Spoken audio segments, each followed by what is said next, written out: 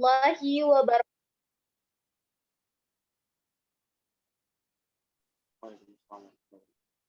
Waalaikumsalam warahmatullahi wabarakatuh. Selamat malam semuanya. Malam, Kak. Malam. Jawab salamnya kurang kompak pun jawab salamnya. Jadi saya mau ulangi lagi ya, sekali lagi. Tapi saya mau ulanginnya itu dengan pantun nih. Didengarin ya teman-teman. Daun siri, daun salam. Daun siri rasanya sepat. Awal kata saya ucapkan salam. Mohon dijawab dengan semangat. Assalamualaikum warahmatullahi wabarakatuh. Waalaikumsalam warahmatullahi wabarakatuh.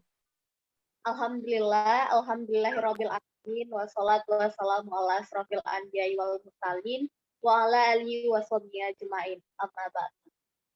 Puji syukur alhamdulillah kita haturkan kepada Tuhan Yang Maha Esa serta Nabi Muhammad Shallallahu alaihi wasallam karena berkat karunia-Nya kita dapat berkumpul dalam Zoom meeting ini dalam kegiatan webinar pada malam hari ini. Saya Dewi Sri Anissa selaku pembawa acara pada malam hari ini, mengucapkan selamat datang di webinar Library Talk BI Sumut 2022 dengan tema penelusuran online tips Jitu mencari referensi tugas kuliah yang diadakan oleh tim B Relawan Perpustakaan Bank Indonesia Sumatera Utara pada tanggal 27 Februari tahun 2022 bertepat di Zoom meeting. Oleh karenanya untuk menyambut antusias dari acara pada malam hari ini, kita beri tepuk tangan secara virtual. Boleh tepuk tangannya dulu teman-teman? Di rumah masing-masing, yuk. Iya. Baiklah, yang saya hormati, Ibu Manajer Humas, yaitu Ibunda Fatimah Hidayah. Yang saya hormati, Kakanda Husna Atia Asoba, selaku perwakilan Perpustakaan Bank Indonesia Sumatera Utara. Yang saya hormati Kakanda Gina Farantika, selaku koordinator Relawan Perpustakaan Bank Indonesia Sumatera Utara. Yang saya hormati Saudara Bagus Gigi Permana, selaku pembicara kita pada malam hari ini. Yang saya banggakan teman-teman dari Panitia Grup B, dari tim Relawan Perpustakaan Bank Indonesia Sumatera Utara. Dan tak lupa yang saya sayangi, peserta webinar Litalks di tahun 2022. Nah, agar kegiatan kita ini lebih diberkahi lagi, untuk itu marilah kita sama-sama berdoa, di mana doa ini akan dipandu oleh Saudara Raihan kepada saudara, dipersilahkan. Baik, terima kasih Kak Dewi.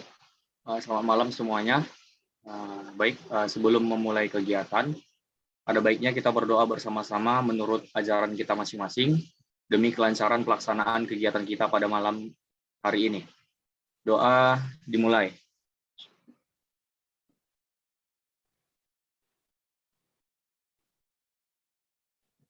Berdoa selesai. Baik, kembali kepada Kak Dewi. Oke, baik. Terima kasih kepada Bang Raihan yang telah memandu doa pada malam hari ini. Acara selanjutnya yaitu menyanyikan lagu Indonesia Raya. Kepada kakak co-host, dipersilahkan.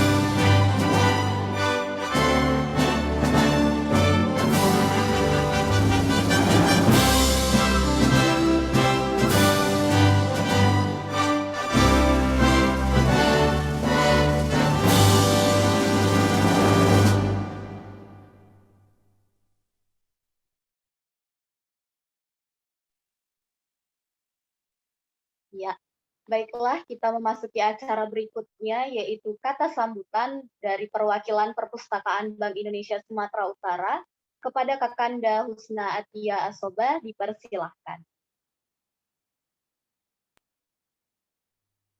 Terima kasih Dewi. Sama Kak.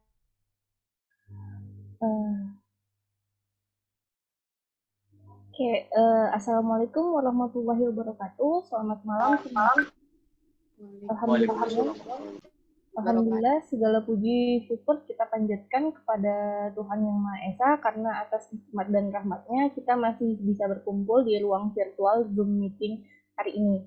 Sebelumnya saya ucapkan terima kasih kepada tim panitia yang sudah menyusun acara ini dengan sangat baik, juga kepada peserta yang hadir hari ini.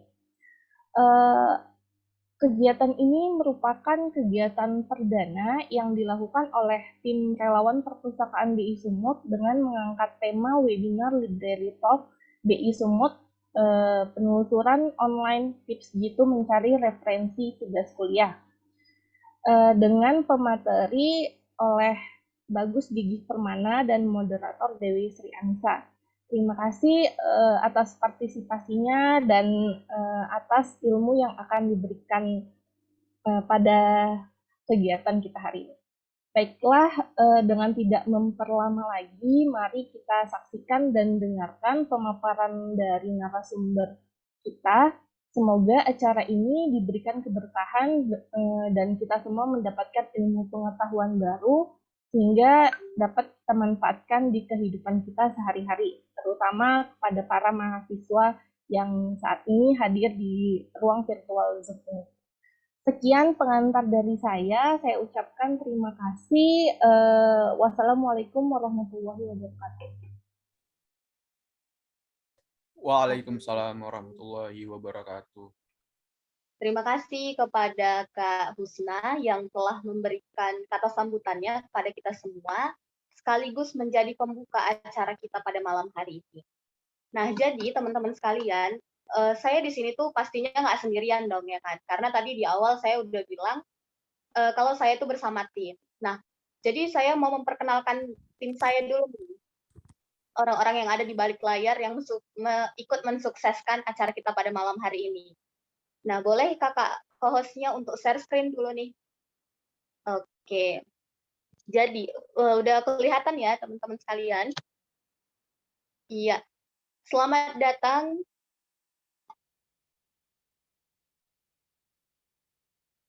datang di malam terbaik dalam hidupmu bersama tim B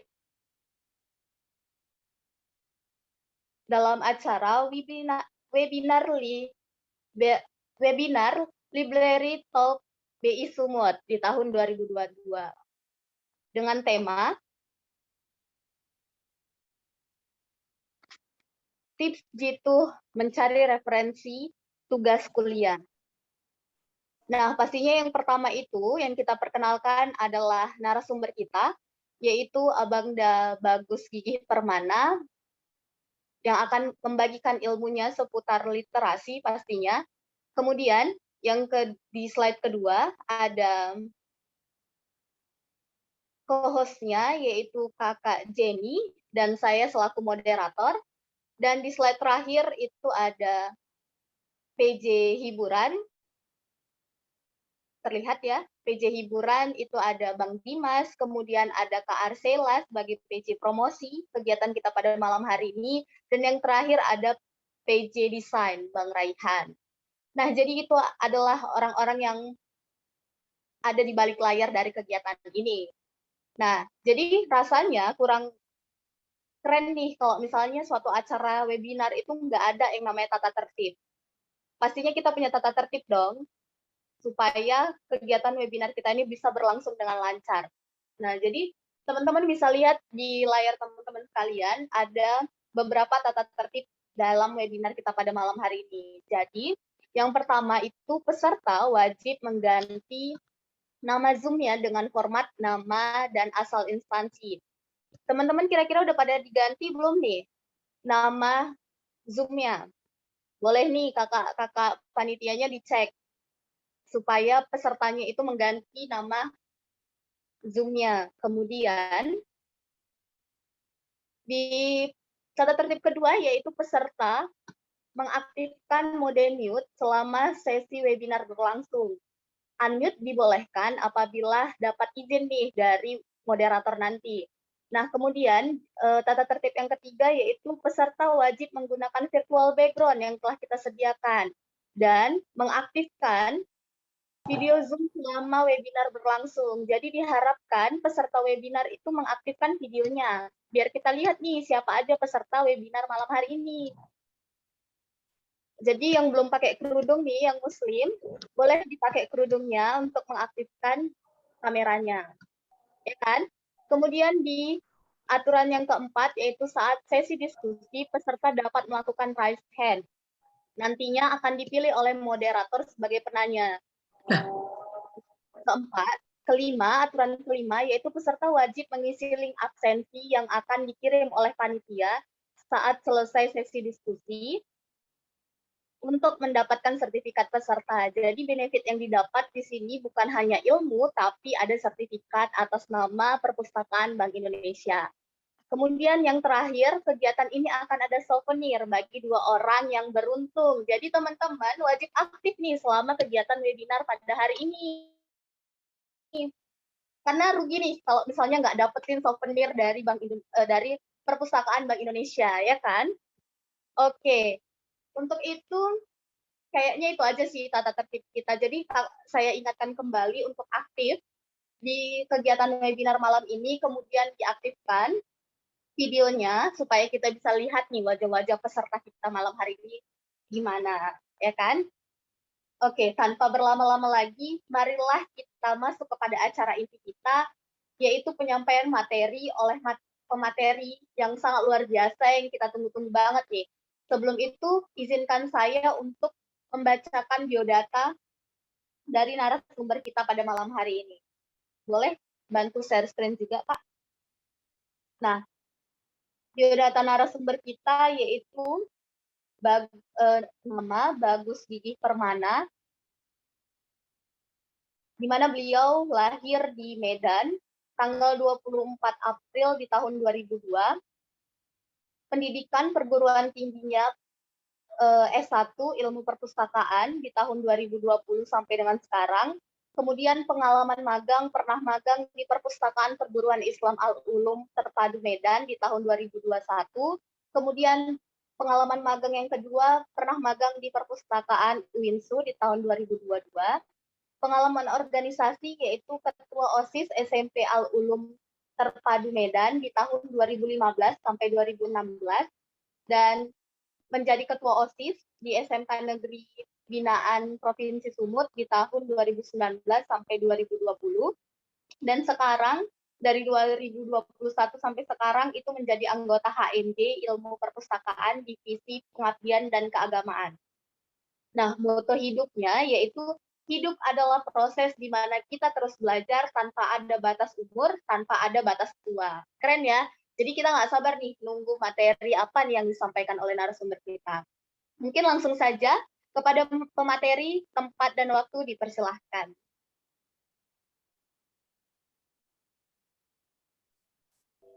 Baik, terima kasih Kak Dewi selaku moderator. Selamat malam nih teman-teman. Malam. Assalamualaikum warahmatullahi wabarakatuh. Waalaikumsalam warahmatullahi wabarakatuh. Halo, perkenalkan nama saya Bagus Gigi Permana. Saya mahasiswa di Universitas Islam Negeri Sumatera Utara pada Prodi Ilmu Perpustakaan. Dan saya juga sebagai relawan di Perpustakaan BI Sumut 2022. Bagaimana nih kabar ya teman-teman nih? Semoga teman-teman tetap sehat dan dimanapun teman-teman berada, selalu menjaga protokol kesehatan selama pandemi ini. Dan kita berharap teman-teman, semoga pandemi ini akan segera berakhir. Terima kasih saya ucapkan kepada Kak Dewi selaku moderator yang top dan kece sekali. Nah, serta saya ucapkan juga terima kasih kepada teman-teman panitia webinar Library Talk BI Sumut 2022 yang sudah mengkoordinir acara hari ini, sehingga malam ini kita nih dapat merasakan nih acara webinar ini berjalan dengan lancar dan sukses pastinya. ini semua teman-teman berkat kerjasama dan kerja hebat para panitia Library Talk BI Sumut 2022. Nah, teman-teman, baik, sebelum saya memulai webinar hari ini, di sini saya izin untuk memanggil semua yang ada di Zoom dengan sebutan teman-teman. Boleh kan? Boleh. Boleh, dipersilahkan. Oke. Terima kasih nih saya ucapkan atas antusias para teman-teman di acara webinar Library Talk BI Sumut 2022. Semoga teman-teman bisa mengikuti acara webinar ini sampai akhir nanti. Karena panitia sudah menyiapkan nih hadiah-hadiah yang menarik nih. Nah, pada webinar Library Talk BI Sumut 2022 ini, saya akan membawakan tema yang berjudul Penelusuran Online, Tips Jitu Mencari Tugas Kuliah. Nah, boleh dilanjutkan, Kak? Next. Next lagi, Kak.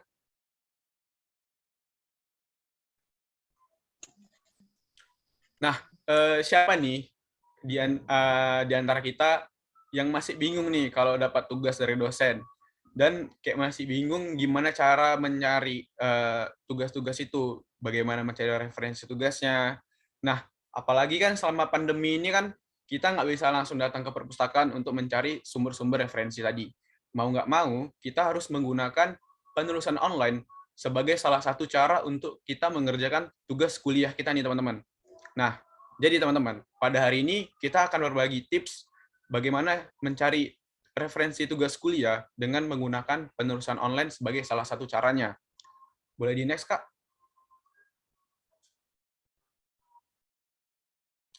Nah, teman-teman, perkenalkan ini adalah salah satu model literasi informasi, The Big Six literasi informasi.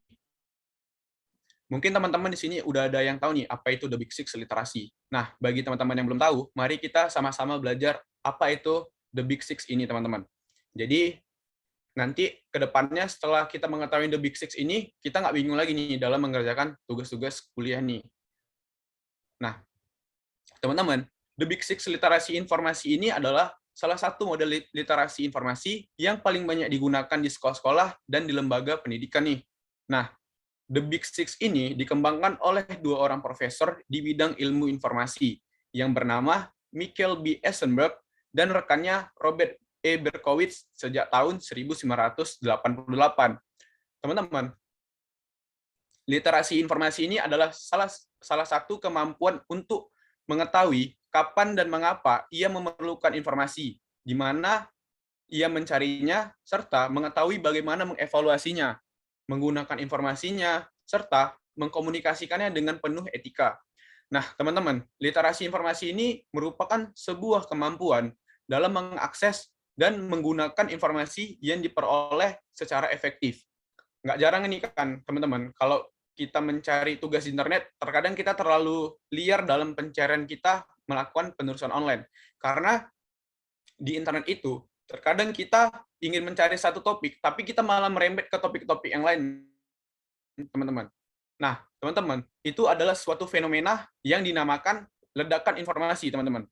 Jadi, itu adalah suatu keadaan di mana membludaknya informasi yang tersedia di media, sehingga kita semakin bingung nih untuk menentukan mana informasi yang kita gunakan dan mana informasi yang mau kita perlukan. Nah, teman-teman, keunikan dari The Big Six ini, teman-teman, The Big Six ini diklaim oleh pembuatnya sebuah model problem solving dalam menyelesaikan masalah informasi. Jadi, model ini dia sifatnya fleksibel dari model-model literasi informasi lainnya. Nah, model ini bisa kita terapkan pada hampir semua masalah manusia yang berkaitan dengan pengambilan keputusan yang menggunakan informasi sebagai dasar pengambilan keputusannya nih.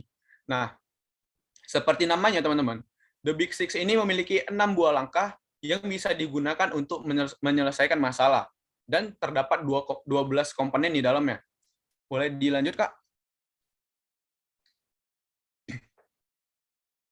Nah, teman-teman, kita menuju ke langkah pertama. Nah, langkah pertama ini adalah text definition atau perumusan masalah. Nah, pada langkah pertama, merumuskan masalah terlebih dahulu nih, teman-teman. Nah, jadi teman-teman, pada komponen pertama ini, kita harus merumuskan masalah informasinya. Nah, kalau kita mendapatkan sebuah tugas, jadi kita tuh harus mengetahui lebih dulu nih, permasalahan apa nih yang mau kita pecahkan, dan penentuan topiknya itu seperti apa. Dan kita harus menjelaskan pertanyaannya tadi. Nah, setelah kita merumuskan masalahnya tadi, yang kedua kita bisa mengidentifikasikan kebutuhan informasi kita. Nah, dalam komponen yang kedua ini, teman-teman, di sini kita bisa berusaha untuk membatasi kebutuhan informasi kita. Nah, kita bisa membuat keyword-keyword yang berhubungan dengan topik yang akan kita bahas nih dalam tugas kita. Boleh dilanjut, Kak? Nah, teman-teman, ini adalah salah satu cara kita untuk mengidentifikasikan kebutuhan informasi. Nah, teman-teman, di sini kita bisa menggunakan mind mapping atau peta konsep. Jadi misalnya kita mendapatkan topik yang berjudul internet. Jadi kita bisa membuat internet di tengah-tengahnya sebagai judul topiknya, dan kita bisa membuat subbab-babnya, sehingga kita akan memudahkan kita dalam mengidentifikasikan kebutuhan informasi apa nih yang mau kita cari. Ada juga jurnal tip atau KWL. Nah, jurnal tip ini atau KWL, teman-teman, adalah jurnal want to know, dan learn. Jadi, teman-teman, di sini apa yang udah kita tahu nih dari topik internet tadi. Nah, kita bisa isi kan list-listnya. Setelah itu, apa yang mau kita cari nih dari jurnal, dari topik internet tadi nih. Nah, setelah itu, teman-teman, kita bisa mempelajari nih apa yang mau kita cari, bisa kita apa yang sudah kita pelajari bisa kita isi di jurnal learn. Jadi sehingga pembelajaran kita itu lebih efektif untuk kebutuhan informasi kita. Boleh dilanjut, Kak? Next.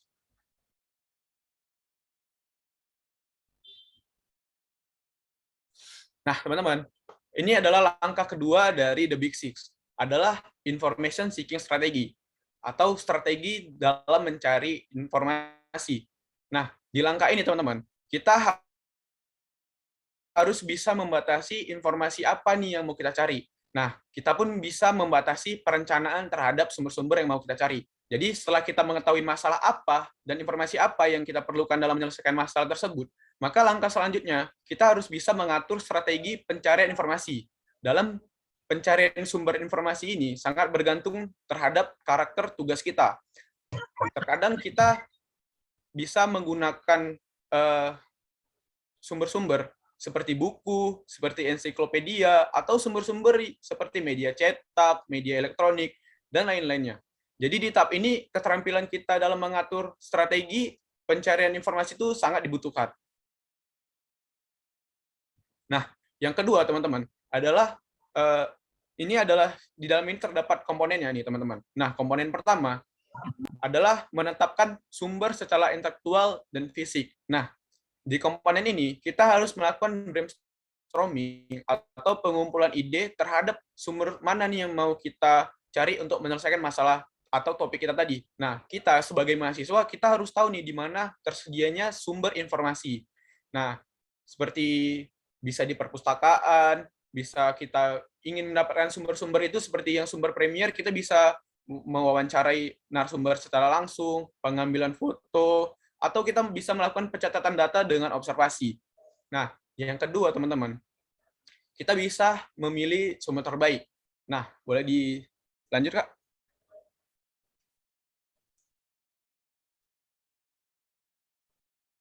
Nah, teman-teman, ini terdapat 5 prinsip kita dalam mengevaluasi sebuah website.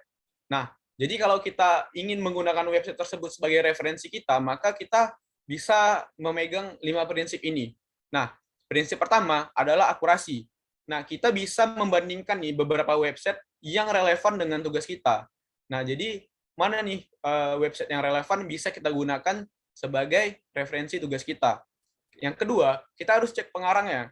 Nah, kita dengan mengecek pengarangnya, maka kita bisa tahu nih, pengarang ini emang benar nggak dia ahli di bidang itu. Nah, yang kedua ini juga ada domain website. Nah, domain website ini, teman-teman, kita perhatikan, karena domain website ini terkadang ada yang mencantumkan dia seperti kepentingan pribadi dia, seperti .com. Com itu adalah komersil, jadi bisa saja orang yang nggak bertanggung jawab bisa meletakkan kepentingan pribadi dia. atau seperti Blogspot itu sebagai mahasiswa kita harus bisa menghindarin domain-domain seperti itu. Yang ketiga, ada objektivitas. Kita bisa melihat kriteria di dalam website itu tidak mengandung bias sara, bias gender, dan komersial satir.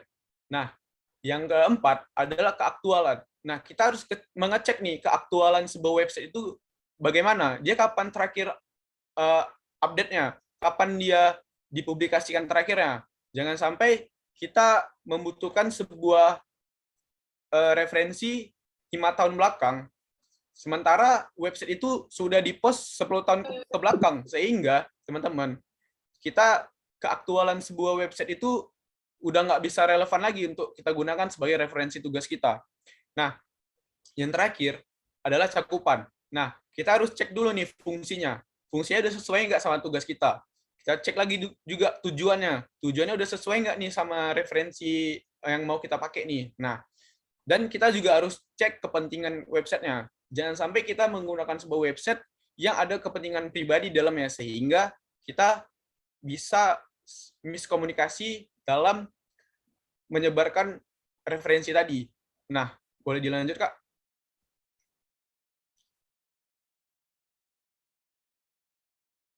Teman-teman, ini ada beberapa rekomendasi website seperti Perpusnas, LIPI, Directory of Access Journal. Ini bisa teman-teman gunakan untuk mencari sumber-sumber referensi tugas-tugas kuliah nih, teman-teman. Ada lebih banyak lagi website, ini beberapa aja yang bisa digunakan untuk mencari jurnal, dan lain sebagainya, teman-teman.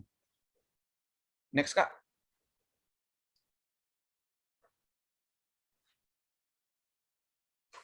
Nah, pada langkah ketiga ini, teman-teman, tadi kan langkah pertama kita merumuskan masalah. Nah, langkah kedua, kita tadi mencari sumber-sumber nih untuk mendapat informasi itu di mana. Nah, di ketiga ini adalah location and access. Jadi, di mana lokasi dan akses kita untuk mendapatkan informasi tadi. Nah, pada langkah ini, merupakan tahap di mana kita harus memiliki kemampuan nih untuk menggunakan indeks. Dengan kemampuan kita menggunakan indeks ini, maka kita bisa memudahkan kita dalam melakukan pencarian informasi yang ada di berbagai sumber supaya kita bisa lebih efektif dan lebih efisien nih dalam melakukan pencarian. Nah, indeks yang dimaksud di sini, teman-teman, adalah media untuk melakukan proses temu kembali informasi.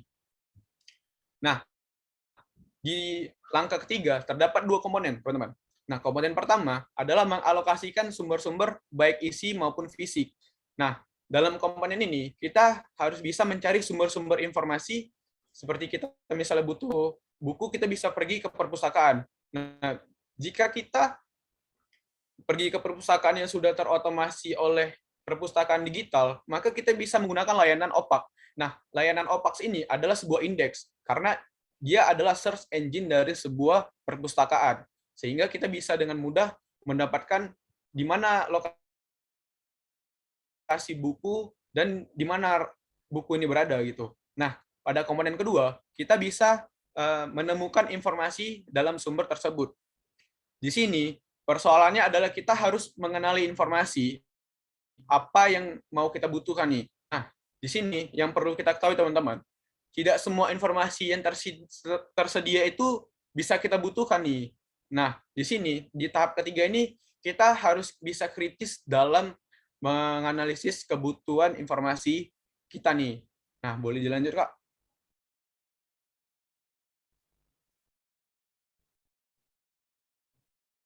Nah, teman-teman, indeks yang dimaksud tadi kan memudahkan kita dalam melakukan proses temu kembali informasi. Nah, di sini terdapat ada indeks operator Boolean dan indeks sintaks. Nah, ini bisa kita terapin nih, teman-teman, nanti kita dalam melakukan pencarian referensi menggunakan search engine Google. Nah, yang pertama adalah and atau dan. Nah, ini digunakan untuk mempersempit hasil pencarian nih, teman-teman. Jadi, contohnya, jika kita ingin mencari hutan Amazon di search engine Google, tetapi kita nih hanya menulis Amazon aja, maka yang keluar di dalam sebuah search engine itu adalah situs jual beli ternama. Tetapi kalau kita nih mau buat Amazon dan hutan hujannya, maka situs-situs yang keluar di search engine adalah situs yang berhubungan dengan hutan Amazon. Nah, jadi ini bisa nih kita gunakan nih. Nah, yang kedua, atau. Nah, ini bisa kita gunakan untuk memperluas hasil pencarian kita di search engine. Nah, contohnya, ketika kita mendapatkan topik yang hampir sama kata-katanya, kita bisa menuliskan nih, contohnya menggambar atau melukis, sehingga situs-situs yang keluar di search engine adalah situs yang berhubungan dengan menggambar atau melukis. Nah, yang ketiga ada tanda petik. Nah, tanda petik ini lebih memspesifikkan pendapat pencarian kita menggunakan search engine di Google. Nah, ketika kita ingin mencari saus sambal, bisa kita membuat tanda petik saus sambal, sehingga pencarian yang ada di search engine itu, maka yang keluar adalah situs-situs yang berhubungan dengan saus sambal. Di luar itu tidak ada. Jadi ini bisa kita gunakan untuk lebih spesifik kita dalam mencari referensi tugas kita. Nah, yang keempat, teman-teman, adalah note. Nah, note ini lebih mempersempit hasil pencarian. Jadi, teman-teman, ketika kita ingin mencari, contohnya ini kita ingin mencari Pak Nadiem Makarim, tetapi kita nggak mau ada embel-embel Gojeknya. Bisa kita buat Nadiem Makarim dikurang Gojek, sehingga di search engine Google itu kita bisa menemukan situs-situs yang ada Pak Nadiem Makarim aja, tanpa ada embel-embel Gojeknya. Nah, ini bisa kita gunakan nih untuk memudahkan kita dalam melakukan pencarian referensi kita. Nah, ini ada indeks sintaks. Nah, sintaks ini, teman-teman, bisa memudahkan kita dalam melakukan pencarian sebuah file dengan format tertentu. Contoh, kita dapat topik gunung yang ada di Indonesia. Nah, kita bisa membuat nih, kita pengen mencari PDF-nya. Bisa kita buat di search engine gunung di Indonesia, file type -2 PDF. Nah, jadi dengan begitu kita akan menemukan situs-situs yang berhubungan dengan gunung di Indonesia dengan format PDF. Nah, kedua, entitle. Entitle ini bisa menemukan hasil pencarian lebih spesifik, teman-teman. Jadi kita pengen nih, misalnya mencari nih sebuah Samsung versus iPhone. Kita bisa menggunakan nih entitle -2 Samsung versus iPhone. Maka yang situs keluar di search engine itu adalah Samsung versus iPhone. Di luar itu nggak ada. Jadi kita lebih bisa menspesifikkan hasil pencarian kita di search engine Google. Nah, URL. Dan yang ketiga adalah URL.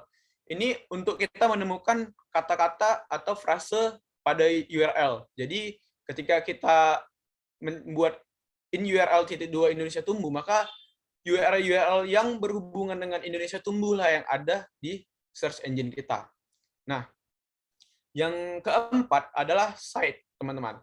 Nah, site ini untuk kita mendapatkan hasil pencarian dari seluruh halaman website yang mau kita cari.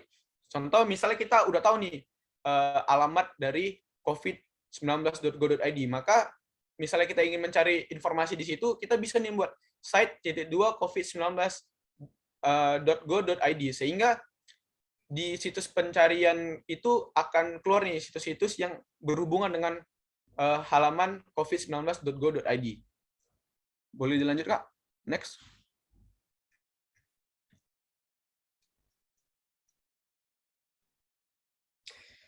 Oke, teman-teman.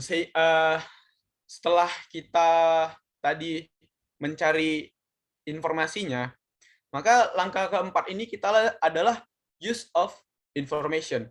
Nah, kita bisa menggunakan informasi. Jadi, di langkah keempat ini, kita dihadapkan pada masalah pemilihan cara efektif untuk menyaring informasinya nih. Nah, jadi kita harus bisa menyaring informasinya supaya informasi yang kita buat ini bisa terseleksi dan siap pakai tentunya. Nah, ada beberapa tindakan yang bisa kita lakukan untuk menyaring informasi ini. Pertama, kita harus bisa membedakan antara fakta dan pendapat, membandingkan karakter yang hampir sama, menyadari beragam interpretasi dari data, mencari informasi tambahan kalau kita masih perlu nih informasi tambahannya.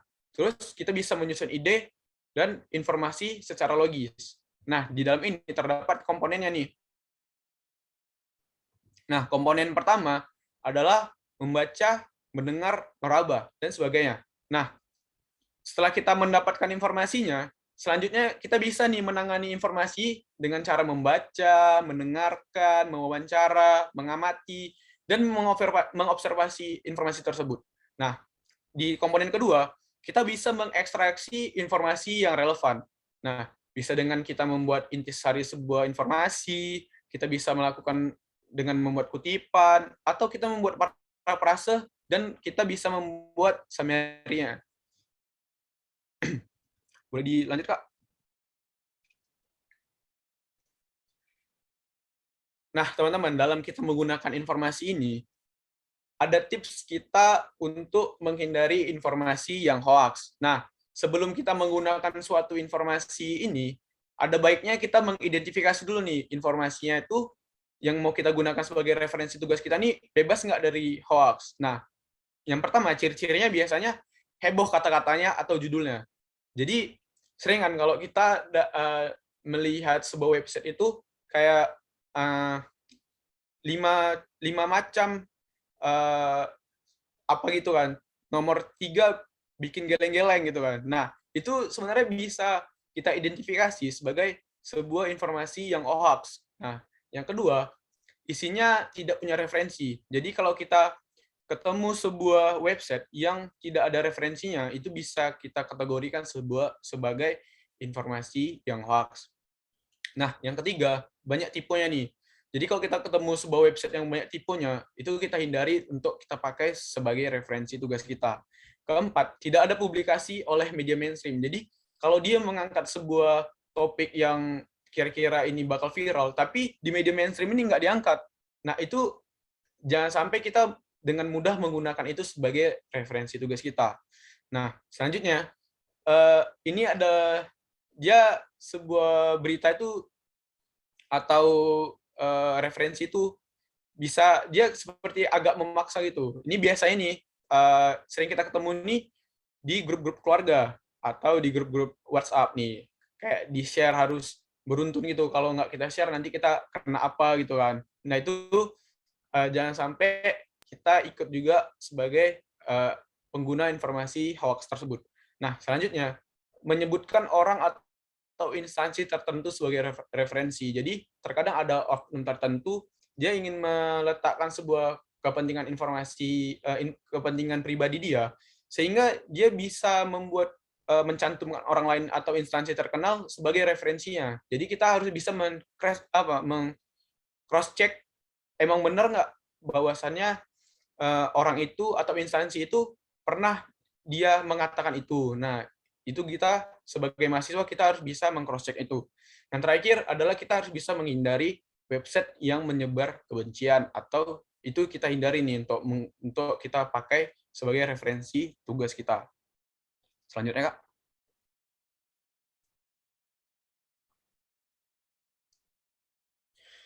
Nah, teman-teman, dalam menggunakan informasi tadi kita bisa membuat parafrase. Nah, parafrase ini adalah cara mengekspresikan apa yang ditulis dan apa yang dikatakan oleh orang lain dengan menggunakan kata-kata yang berbeda untuk membuatnya lebih mengerti, tetapi dengan makna yang sama. Nah, jadi kita bisa mengambil apa yang dikatakan oleh orang lain, tapi kita nggak boleh nih mengubah maknanya. Nah, jadi di parafrase ini terdapat sitasi. Nah, sitasi ini adalah menggunakan gagasan, informasi, buah opini yang bukan pikiran sendiri. Jadi sitasi ini merupakan sebuah keharusan. Nah, kita harus bisa menyertakan sitasi ini untuk memberikan keterangan dari mana kita mendapatkan informasi yang kita dapatkan. Nah, sitasi ini yang pertama adalah sitasi dan sitasi dalam teks. Jadi ketika kita ingin mengekspresikan apa yang dikatakan orang lain dengan menambah kata kita supaya lebih dimengerti oleh orang lain, kita bisa menggunakan sitasi dalam teks ini. Nah, ketika kita ingin menggunakan sitasi langsung ini adalah sebuah sitasi yang memang benar tokoh itu pernah mengatakan secara langsung, sehingga kita bisa menggunakan titik 2 petik itu. Nah, titik itu bisa kita gunakan dalam referensi tugas kita. Nah, yang terakhir adalah daftar pustaka. Nah, Daftar pustaka adalah salah satu nih kewajiban yang nggak boleh kita lupakan dalam kita melakukan tugas kita nih. Nah, karena kita harus membuat nih sumber-sumber mana aja yang kita gunakan dari awal tadi. Nah, boleh dilanjut, Kak?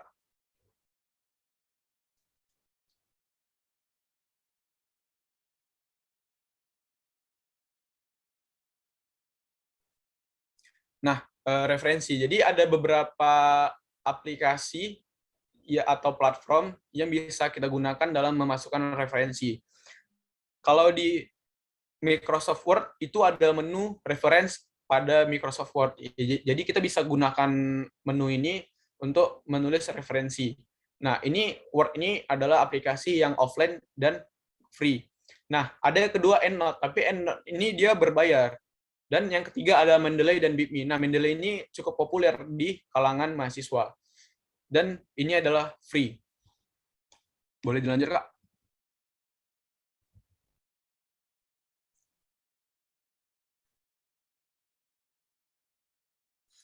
Nah, kita masuk ke langkah kelima. Nah, langkah kelima ini adalah sintesis atau pemanfaatan informasi. Jadi setelah kita merumuskan masalah, langkah kedua kita mengumpulkan dari mana kita mendapatkan sumbernya. Langkah ketiga kita kan bisa mencari langsung nih ke lokasi. Nah, keempat ini kan kita menggunakan informasinya untuk supaya kita menjadikan sebuah tugas referensi sebagai tugas kita nih. Nah, jadi di langkah kelima ini kita bisa memanfaatkan informasi ini. Nah, pada langkah kelima ini kita bisa menyusun informasi yang kita peroleh dari 4 langkah sebelumnya tadi nih. Nah, menjadi sebuah susunan yang terstruktur yang bisa menjawab permasalahan pada langkah pertama tadi. Nah, komponennya terdapat di langkah kelima ini terdapat 2 komponen. Nah, komponen pertama mengorganisasi informasi dari berbagai sumber.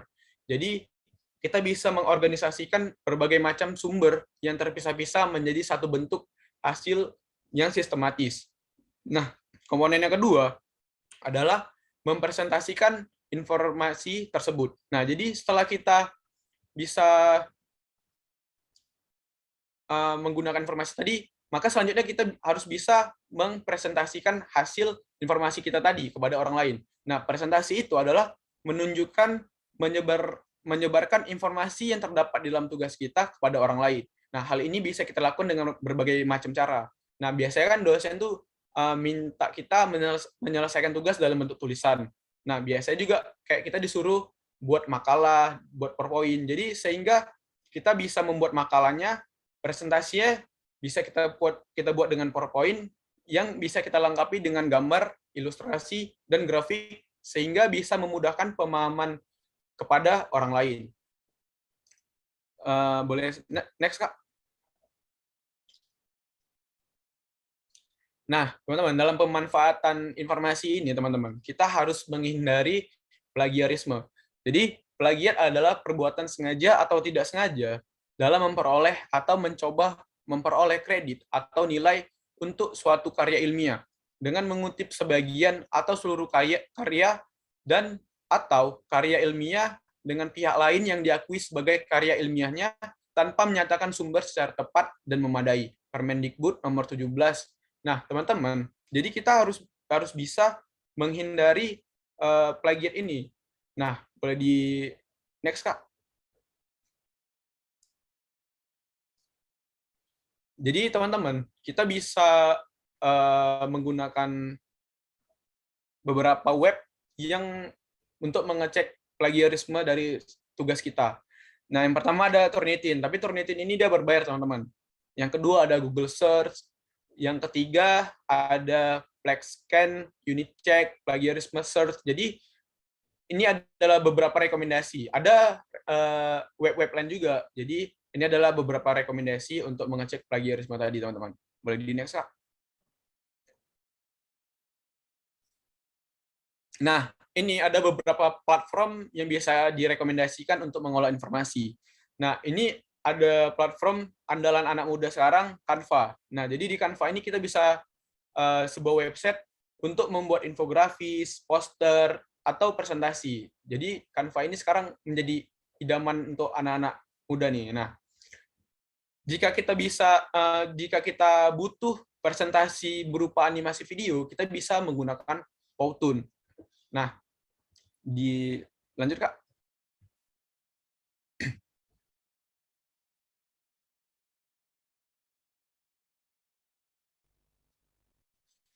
Nah, pada langkah terakhir ini, teman-teman, langkah ke-6, evaluasi. Nah, pada langkah ke-6 ini, adalah langkah terakhir di sini kita nih, harus dari beberapa proses tadi, ini adalah proses kita dalam menilai produk akhir yang kita hasilkan nih.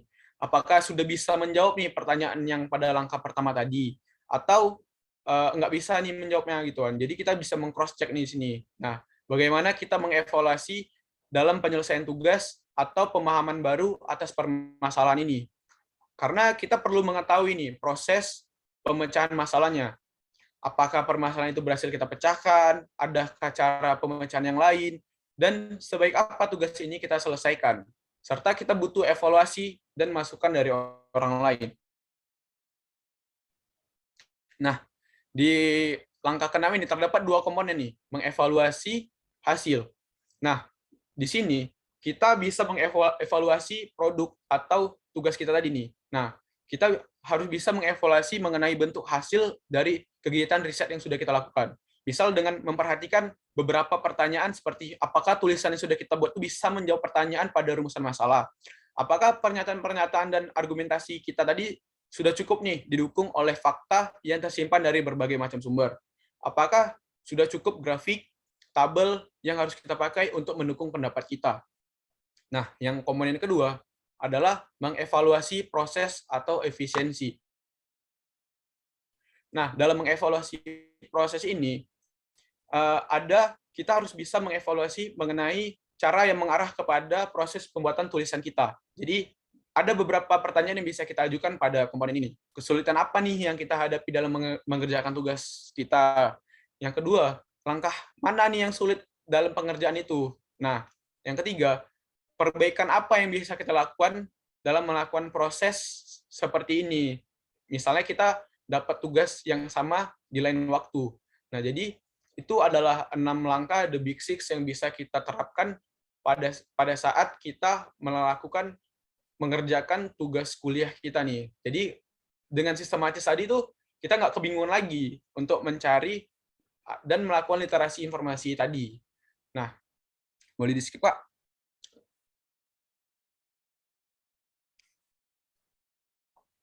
Nah, teman-teman, ada quotes dari Lendang Manggala, yaitu cara terbaik untuk meningkatkan kualitas karakter, kompetensi, dan kesejahteraan hidup seseorang adalah dengan menanamkan budaya literasi, yaitu dengan membaca, berpikir, menulis, dan berkreasi. Jadi, kita harus selalu meningkatkan tingkat literasi kita. Kita sebagai mahasiswa, kita harus bisa ikut andil dalam melakukan literasi informasi ini.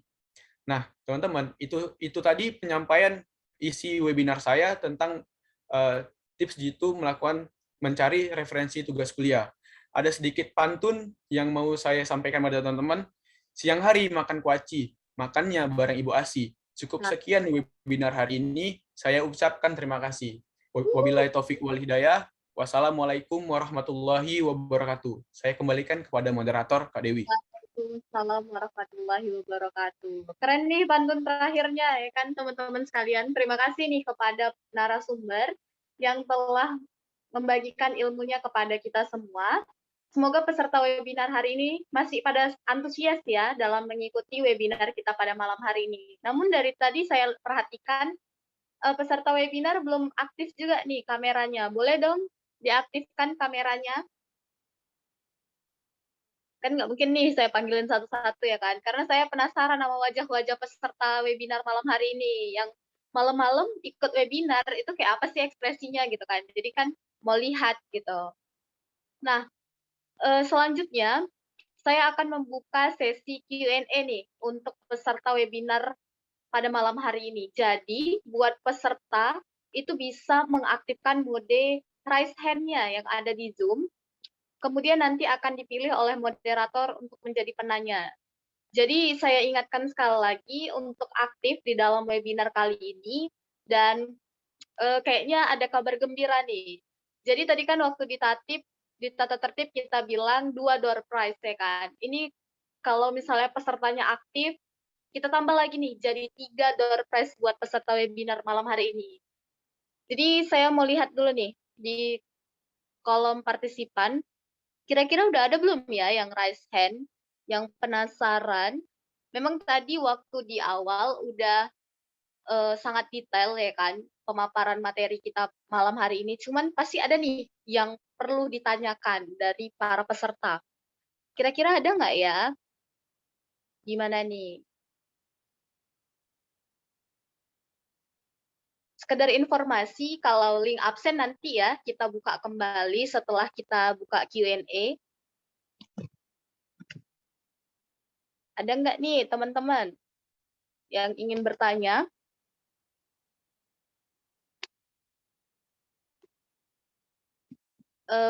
Oke.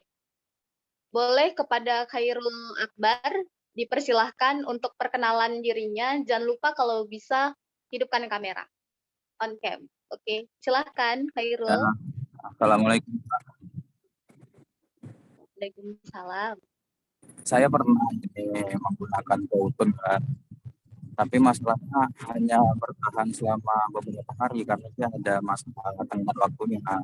Jadi kira-kira kalau untuk pemula lah gitu, ada nggak cara supaya dia jangan ada batasi untuk penggunaan Powtoon tadi kita gitu. Karena dia mungkin hanya seminggu aja habis itu nggak bisa dipakai lagi, harus berbayar gitu. Itu aja sih yang saya tanyakan Kak. Terima kasih Kak. Waktu. Waalaikumsalam. Terima kasih. Ya, kepada Bang Bagus, boleh langsung dijawab. Tadi pertanyaannya. Kak Dewi, boleh diulang Kak pertanyaannya? Tadi putus-putus. Iya. Dengan ini, penggunaan Powtoon itu kan dia ada batasnya gitu. Untuk pembuka itu dia caranya supaya jangan terbatas waktunya, kenapa kayak kita seminggu aja bukan itu harus bayar.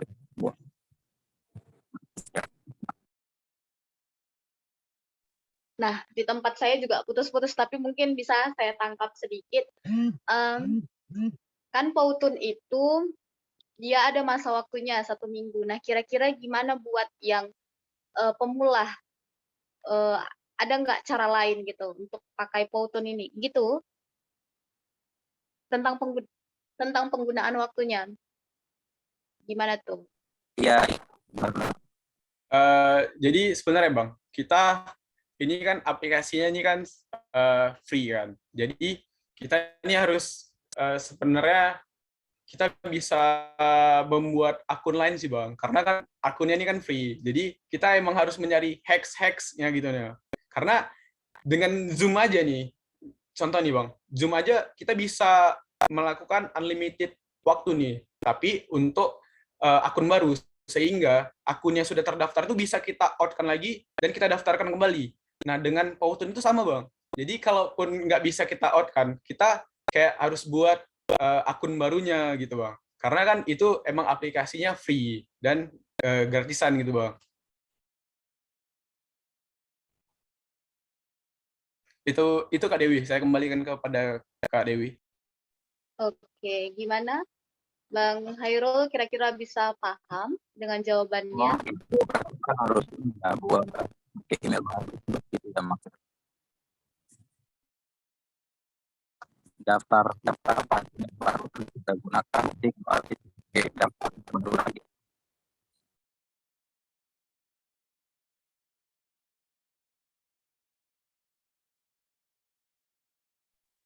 Ya, kira-kira dari peserta yang lain ada lagi yang ingin bertanya?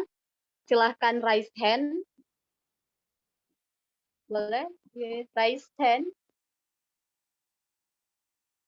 Jadi gitulah ya kan, Bang Bagus ya, cara kita memanfaatkan yang namanya aplikasi gratis. Jadi kalau misalnya yang email satu ini udah nggak bisa gratisan lagi, kita buat akun baru gitu lah ya kan, Bang.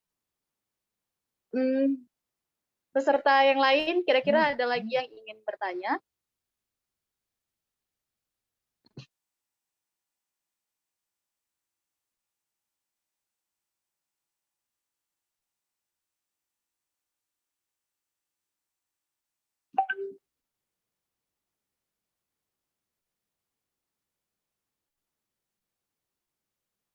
Oke. Oh, ada juga nih pertanyaan dari kolom chat ya. Boleh dibacakan aja Bang Abdillah biar kita bisa tahu nih yang mana.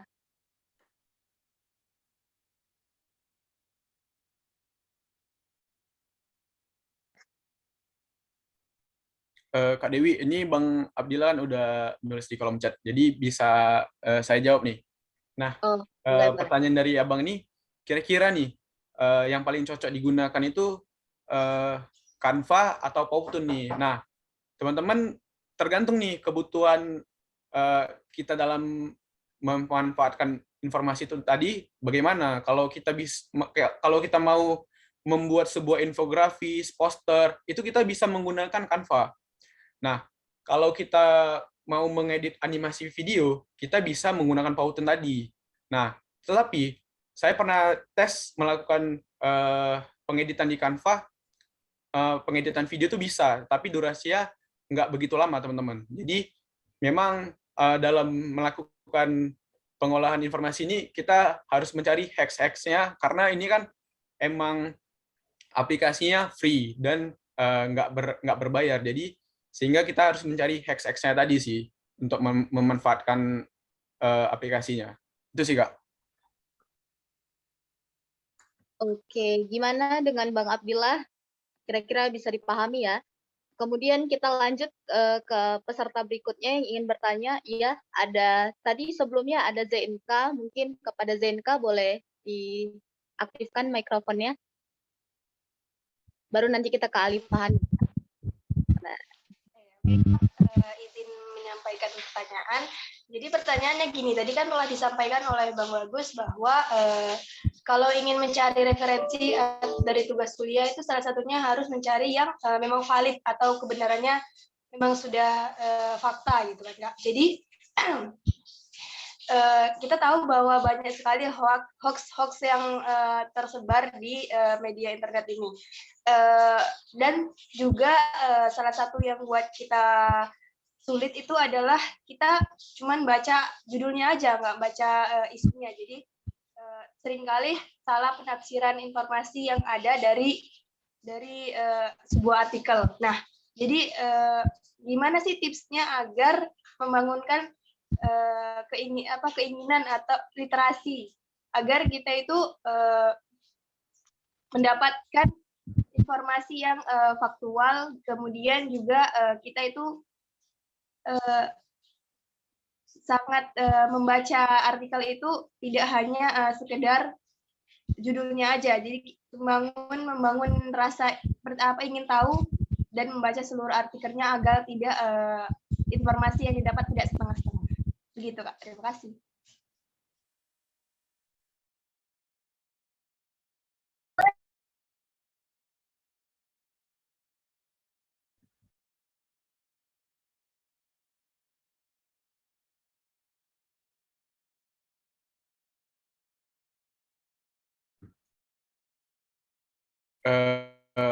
Udah bisa dijawab nih Kak. Iya, silakan.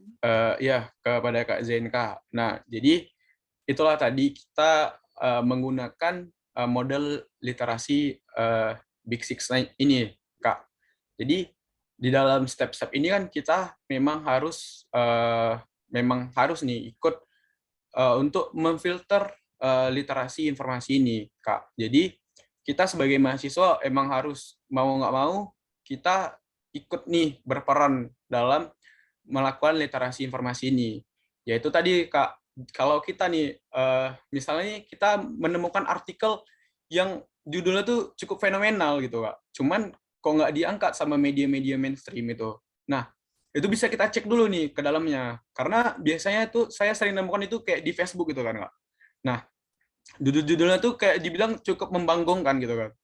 Nah, jadi kalau kita cek ke dalam ya, malah isinya tuh tong kosong gitu. Nah, jadi kita nih sebagai mahasiswa, tadi kita harus mengecek keakurasian sebuah website itu tadi. Nah, kita harus cek dulu nih pengarangnya, siapa penulisnya.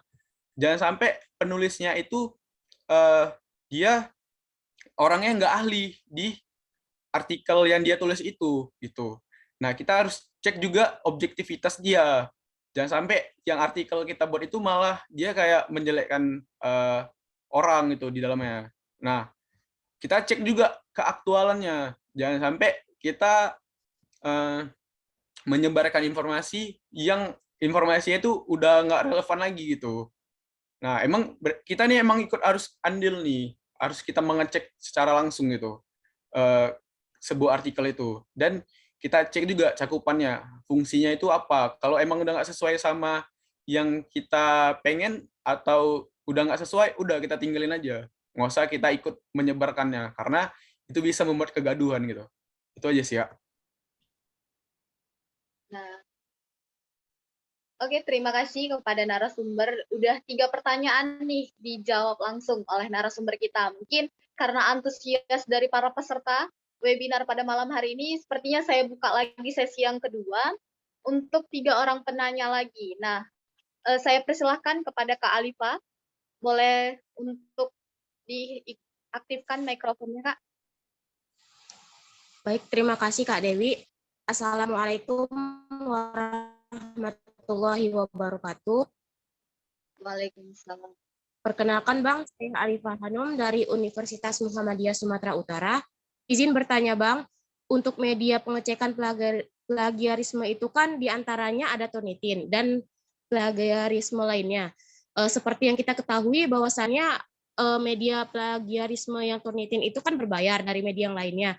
Lalu apa yang menjadi hal perbedaan di antara media Turnitin dengan media plagiarisme lainnya selain berbayar? Apakah dari segi keakuratannya atau bagaimana ya Bang? Terima kasih.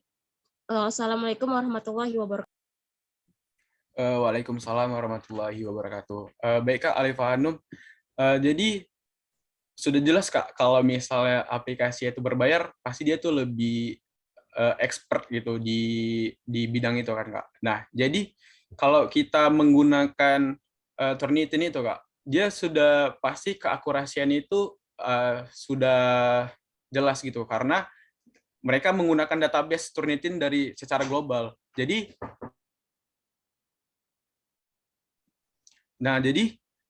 kita bisa menggunakan Turnitin ini, kita bisa menggunakan aplikasi lain selain Turnitin, Kak. Nah, ada beberapa rekomendasi sih kalau kita buka di YouTube gitu kan. Karena kembali lagi nih, Kak, kita kan sebagai mahasiswa kan maunya cari yang free gitu kan, Kak. Jadi kita bisa search di YouTube beberapa aplikasi atau website untuk pengecek plagiarisme tadi, Kak. Karena itulah sebagai hacks kita sebagai mahasiswa yang bisa menggunakan aplikasi atau website-website yang free-free tadi, Kak. Gitu. Banyak sih, Kak, kalau untuk yang berbayar, yang nggak berbayar. Tetapi keakurasiannya itu hampir-hampir bisa kita pastikan sih.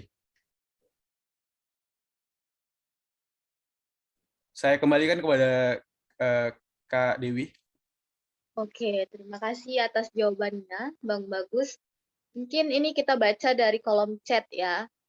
Ada pertanyaan masuk nih. Dari Faiz Farhan. Apakah jika kita sudah membeli Canva Premium, lalu kita menggunakan foto dan grafis untuk komersial tetap harus memiliki izin?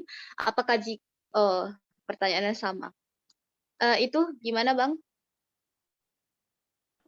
Nah, jadi beberapa template yang sudah disediakan oleh Canva itu, teman-teman, itu bisa kita gunakan, teman-teman. Karena beberapa template itu memang dia sudah free copyright yang emang sudah disediakan oleh platform tersebut.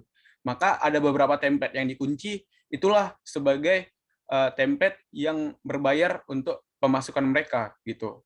Jadi kita bisa menggunakan template-template yang free itu untuk kegiatan komersial kita, karena kalau kita lihat di sebuah aplikasi TikTok itu kan. Nah, di TikTok tuh banyak kayak kreator-kreator itu dia membagikan tips-tips dia cara mendapatkan uang dia dengan menggunakan aplikasi Canva tadi. Jadi dia bisa menerima orderan dan mengerjakannya dengan aplikasi Canva tadi. Jadi Canva yang tersedia secara free itu template-nya bisa kita gunakan kok secara untuk komersial kita.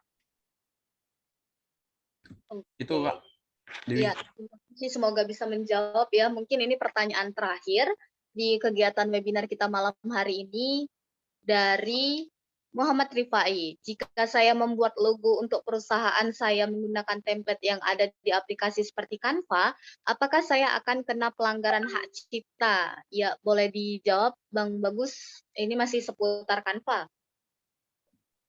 Sebenarnya hampir sama nih Kak pertanyaannya dari pertanyaan yang sebelumnya. Jadi itulah kita bisa menggunakan berbagai macam template logo, template latar gitu kan. Yang selama itu free, itu bisa kita gunakan kok. Karena itu free copyright. Nah, kalau kita masih kayak bingung gitu, kita bisa mencari kok di search engine Google logo yang font-font kayak apa ya, kayak yang bentuk-bentuk itu yang bisa kita satukan menjadi logo yang free copyright itu. Jadi itulah salah satu cara kita yang bisa kita gunakan untuk kegiatan komersial itu. Pokoknya selama yang itu ada di Canva itu free, itu bisa kita gunakan untuk kegiatan kita. Oke. Ya. Baik, terima kasih kepada narasumber. Sepertinya udah sangat mendetail jawabannya. Terima kasih juga nih buat para peserta webinar yang sangat antusias dalam sesi diskusi kita pada malam hari ini. Kemudian kepada kakak panitia, tadi kan sudah ada mengirim link absensi. Nah, peserta jangan lupa untuk isi absensi kita pada malam hari ini. Nah, kira-kira Bang Dimas ada nggak ya? Bang Dimas boleh say hi dulu Bang?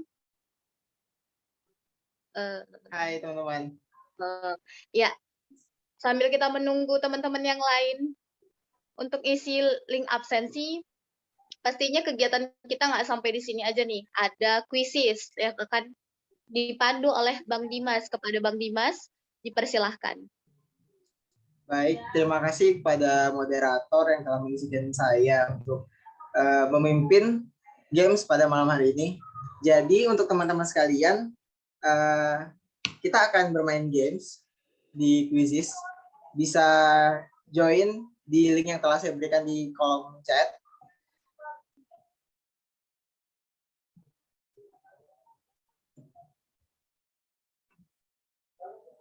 Ya, buat teman-teman bisa langsung join aja ya.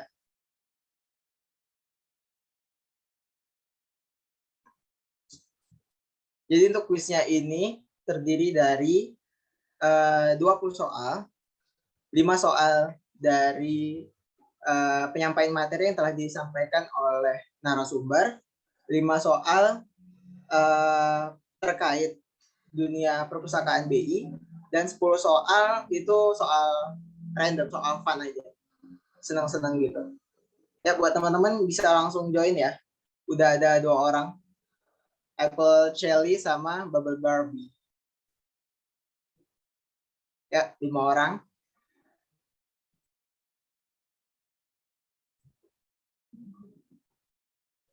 Sudah ada 7.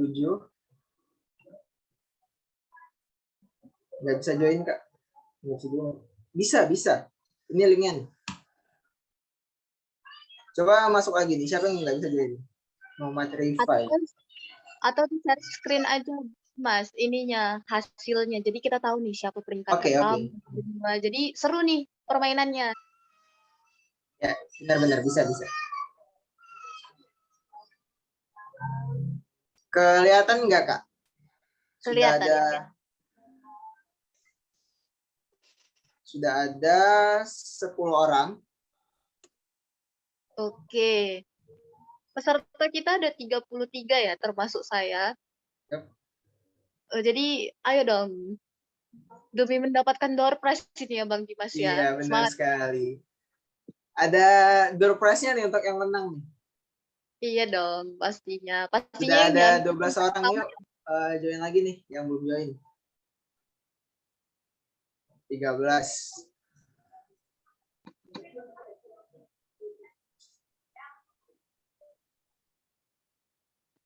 Buat yang nggak bisa join ini kode gamenya bisa di ini ya, di input 512886.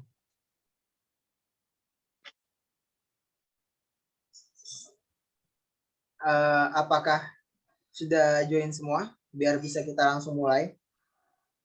Sudah ada 12-15 orang yang join. Oke. Wih, penasaran saya nih. Siapa ya kira-kira tingkat pertamanya ya kan, Bang? Saya nggak bisa. Bisa kok. Teman-teman yang lain aja bisa. Coba dicoba lagi. Yang nggak bisa.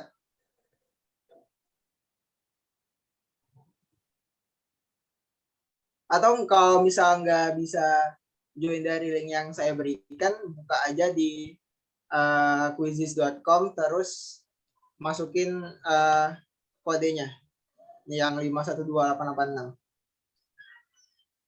Ya bisa diubah nama.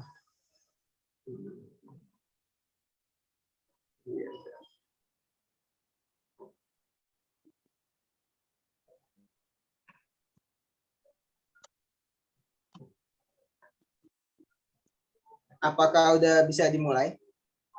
Udah join semua? 15 orang.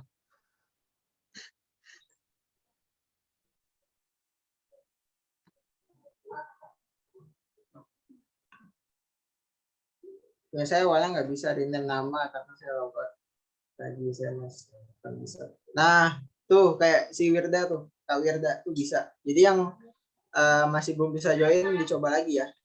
Ya, sudah ada 16 orang. 17.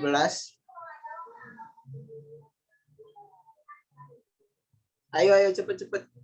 Dikit lagi nih. Lagi inget-inget nih Bang, jawabannya apa ya tadi yang disampaikan. Buka catatan lagi nih. Soalnya bakalan ini ya, bakalan teracak sendiri ya. Jadi kalau misal di saya nomor 1, di teman-teman bisa nomor 3, nomor 5. Terus juga option objektifnya bisa teracak. Misal yang A jadi D, yang D jadi B, tapi jawabannya tetap sama. Oke, berarti nggak bisa contek-contekan ya kan? Iya, benar sekali. Ya, sudah ada 19 orang dari 32. Oke, makin bertambah. Namanya nggak bisa diubah nih ya. Jangan diubah aneh dong, ntar susah gitu. Kita mau apa namanya? Yang menang gitu kan, siapa nih yang menang nggak tahu namanya.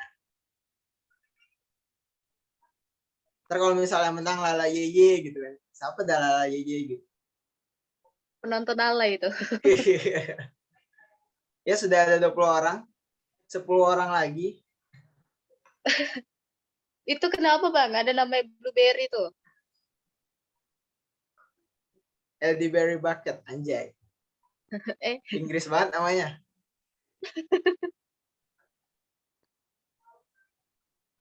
Udah bisa mulai ini belum Kak? Udah 20 orang. Coba lihat namanya aneh-aneh. Saya habis. Kita tunggu deh sampai jam 20.55 ya. Di sini jam saya 20.53. Jadi 2 menit lagi kita tunggu. Yang namanya udah aneh-aneh ya udah nggak apa-apa. Sok, pakai aja. Ntar kalau misal menang bisa konfirmasi ke panitia ya.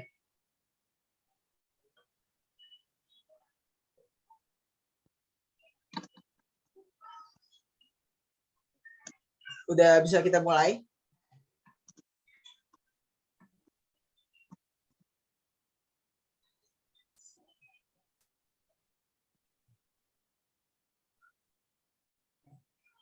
Ya, Kak Dewi udah ada 21 orang nih.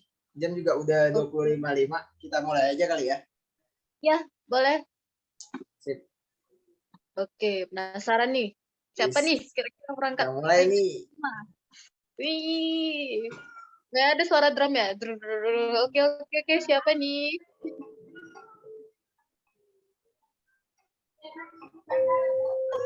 Ya, selamat mengerjakan ya teman-teman. Wis, nomor 1 langsung cut cover, anjay. Disusul Asik. oleh Capuachu Croce di nomor 1, predikat 1. Ya, disalip lagi oleh Habanero Heavy Sam. Wis. Ya, posisinya disalip oleh Lemongrass Lorax. Boleh tahan ini namanya. Keren namanya ya, Bang. Namanya ini ya, barat-barat semua ya, western semua ya. Habanero Heavy Sam di predikat pertama, disalip oleh Colfit. Yuk yang masih 0 nih, buru-buru.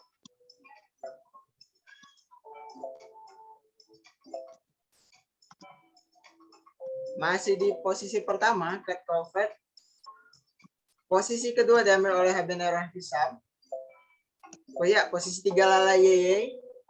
Oh, ternyata posisi 1 direbut oleh Habanero Heavy Sam. Lala Yeye turun menjadi posisi keempat.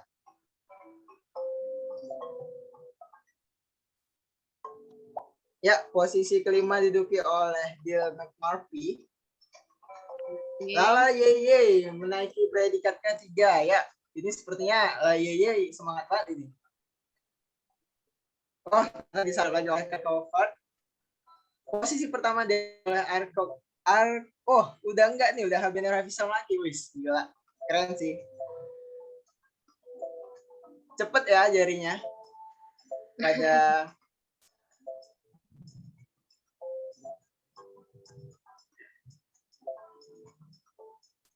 Kayaknya peserta kita nih jauh-jauh ya, Bang. Iya, Namanya iya. Kim Sukmi. Artikok Athena di posisi pertama dengan poin 6.770. Oke.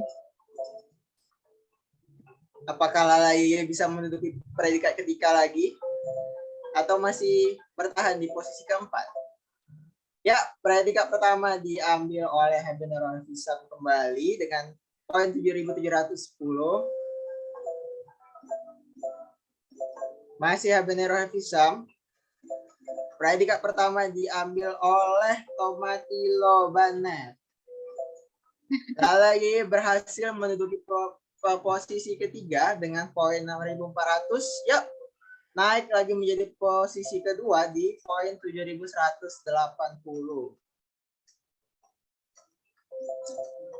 Kita lihat nih, wis. Masih bertahan Habanero Heavy Sam di posisi pertama. Ya, Lala Yeye turun menjadi posisi ketiga karena disalip oleh Arkok Athena dengan poin 7.660.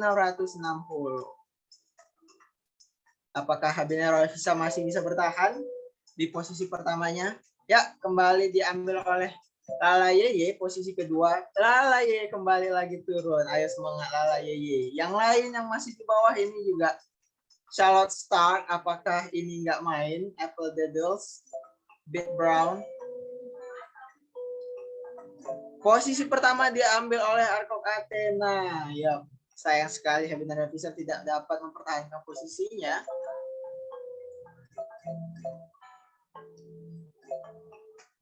Masih di posisi ketiga oleh Lala Yeye dengan poin 9.000.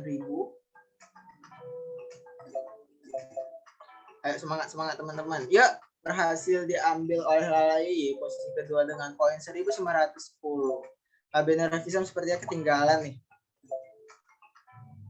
Apakah Habanero bisa mengambil kembali posisinya di posisi pertama?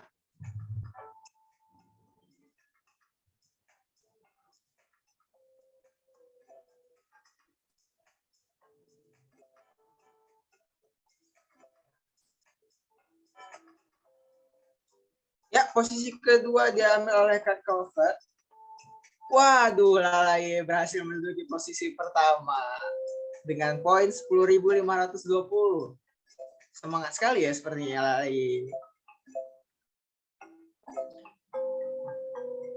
Habanero Heavy Sam tertinggal jauh di posisi keempat dengan poin 1.810. Posisi pertama diambil kembali oleh Cat Colfit. Kembali lagi diambil oleh Artikok Athena dengan poin 11.190. Siapa ini? Queen's Causot. Kembali oleh Cat Colfit di posisi pertama sepertinya ada pesaing baru yang masuk di 5 besar. Habanero Visam tersingkir di posisi kelima dengan poin masih 1810. Ya, posisi pertama masih dipimpin oleh Queens Kosot dengan poin 12.010. Saleh kembali berhasil menduduki posisi pertama. Habanero Hatcher, wis pemain baru nih sepertinya dari bawah.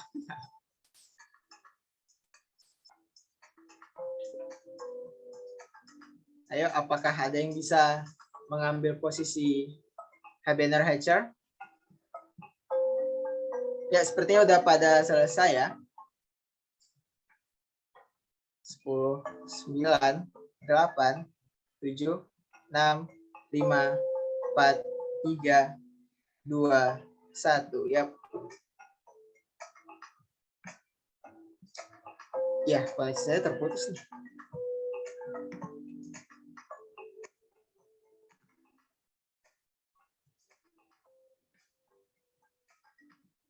Oke, sudah kita akhiri ya. Mari kita lihat siapakah yang menduduki posisi pertama.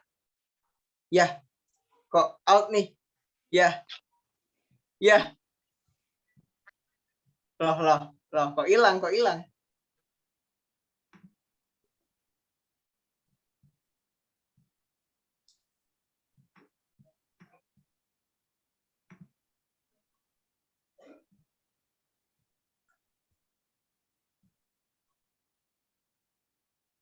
Kemana nih?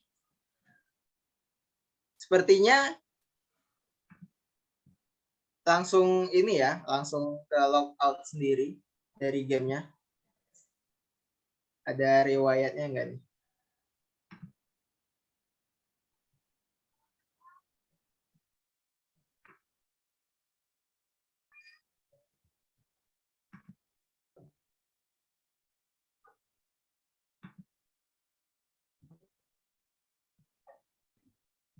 Dimas, dia hasil Dimas. Coba dicek Mas.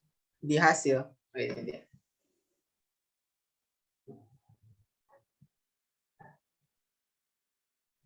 Oke, penasaran nih siapa ya kira-kira yang menang.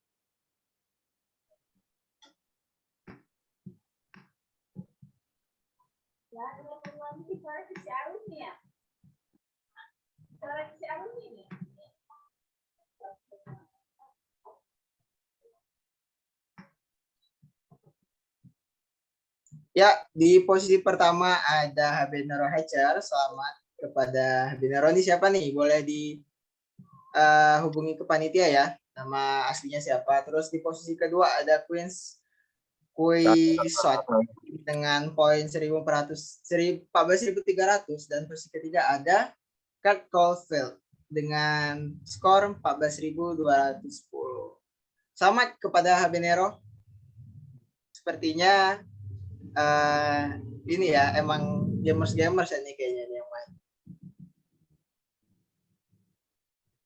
Ya, Oke, coba ada beberapa peserta yang sepertinya tidak mengikuti games tapi sudah masuk. Oke, hasil sudah kita ketahui. Saya kembalikan kepada moderator. Terima kasih teman-teman yang sudah berpartisipasi pada games malam hari ini. Semoga yang menang bisa dipergunakan dengan baik ya hadiahnya. Oke, baik kepada Bang Dimas. Jadi tadi yang menang, coba boleh bersuara saya Kak, yang namanya itu, coba. Saya Kak, yang namanya Habanero. Oke. Saya Quince. Kirim screenshotnya juara 1 ya. Abdillah ya, selamat kepada Abdillah yang telah memenangkan krisis pada malam hari ini. Yeay. Oke.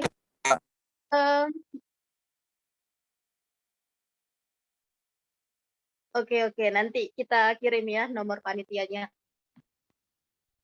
Nah, nggak terasa nih, kita udah di penghujung acara kita pada hari ini ya kan. Oke, nanti kita next buat lagi ya. Pastinya ditunggu terus kegiatan-kegiatan dari relawan perpustakaan BI Sumut. Wah. Oke, acara terakhir yaitu sesi foto bersama. Jadi untuk seluruh peserta untuk dapat mengaktifkan video Zoom-nya, boleh diaktifkan teman-teman. Untuk kita melakukan sesi foto bersama. Kakak panitia boleh dibantu. Kira-kira udah pada aktif semua atau belum nih?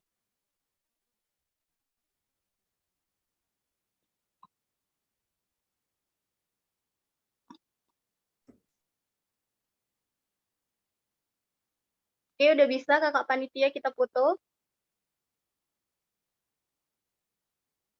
Gimana Bang Dimas, bisa untuk difoto?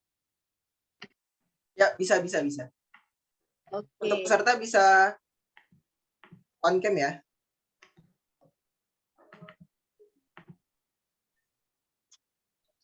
Ada yang masih mau on cam kan nih?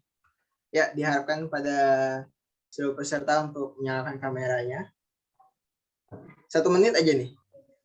Kita mulai hitung ya. 1, 2. 1. Oke. Wait.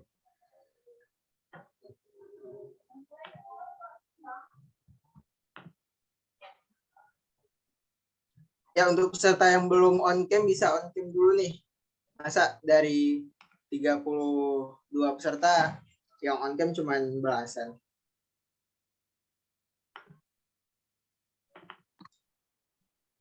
Di slide kedua ya.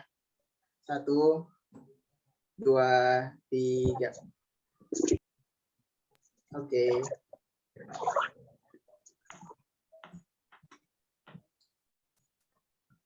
Bisa ganti pose. Oke, semuanya bisa gini Mas. Ya. Jarinya bisa gini semua, teman-teman. 1, 2, 3. Oke, wait. Ini masih di slide pertama ini.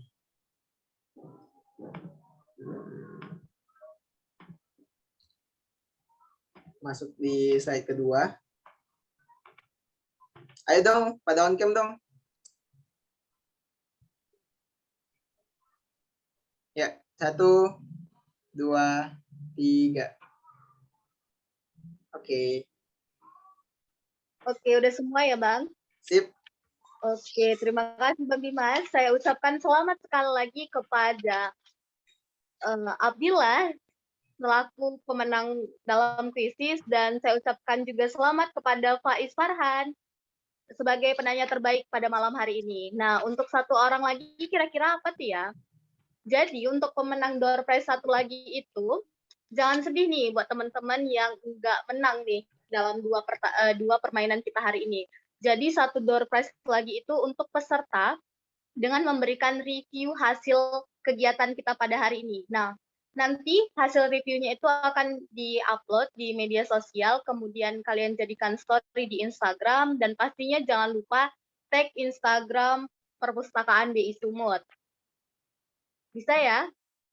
Jadi untuk satu orang pemenang lagi yang mendapatkan satu door prize lagi itu membuat review kegiatan kita pada hari ini dan tag IG Perpustakaan BI Sumut. Oke. Nah, dapat kita simpulkan bahwa dalam kegiatan hari ini, yaitu dalam mengevaluasi website itu yang kita perlukan adalah akurasi, kemudian kita mencari tahu pengarangnya, kita harus tahu objektivitasnya dan aktualisasinya, dan pastinya kita harus mengetahui cakupannya. Nah, harapannya apa yang disampaikan oleh narasumber pada malam hari ini itu dapat kita pahami dengan baik dan dapat kita aplikasikan dengan kehidupan kita sehari-hari. Saya selaku moderator mengucapkan terima kasih kepada peserta yang telah menyimak dan mendengarkan serta antusias dari peserta. Semoga kita dapat bertemu di lain kesempatan. Jangan lupa untuk follow akun Perpustakaan BI Sumut dan download aplikasi IBI Library dan IBI Sumut untuk kita dapat selalu membaca buku secara elektronik dimanapun kita berada. Itu saja yang dapat saya sampaikan.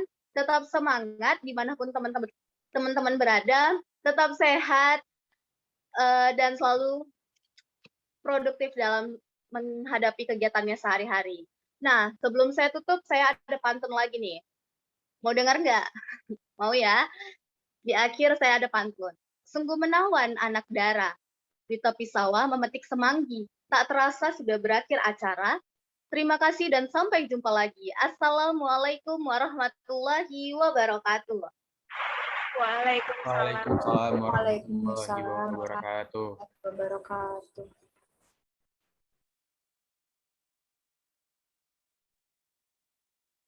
Terima kasih teman-teman.